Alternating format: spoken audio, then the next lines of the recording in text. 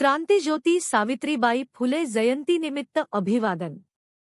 ज्या काळात स्त्री म्हणजे अज्ञान, अंधश्रद्धा आणि गुलामीचे प्रतीक मानली जात होती, त्या काळात ज्ञानाचा दिवा हातात घेऊन समाजाच्या अंधारात चालणारी स्त्री म्हणजे क्रांतिज्योती सावित्रीबाई फुले होत। शिक्षण हा हक्क आहे, दया नाही, हा मूलभूत विचार प्रत्यक्ष कृतीत उतरवणाऱ्या सावित्रीबाईंनी स्त्री शिक्षणाचा पाया घातला। जात, धर्म, लिंग या सगळ्या भिंती तोडून समतेचा मार्ग समाजासमोर उघडा केला।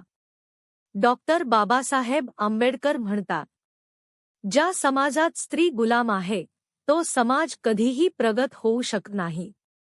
या विचारांचे मूर्त रूप म्हणजे सावित्रीबाई फुले।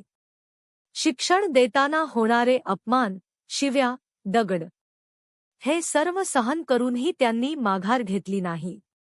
कारण त्यांचा लढा केवळ शाळेपुरता नव्हता, तो मानमुक्तीचा लढा होता। आज संविधानाने दिलेले शिक्षणाचे, समानतेचे अधिकार हे सावित्रीबाई फुले आंबेडकर यांच्या संघर्षातूनच आलेले आहेत। म्हणून सावित्रीबाईंची जयंती ही केवळ स्मरणदिन नाही, ती संघर्षाची आठवण आणि जबाबदारीची जाणीव आहे।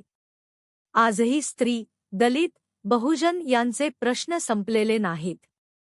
त्यामुळे सावित्रीबाई फुलेंना खरे अभिवादन हे फक्त हार फुले अर्पण करून नव्हे, तर शिक्षण, समता आणि संविधानाचे रक्षण करूनच करता येईल।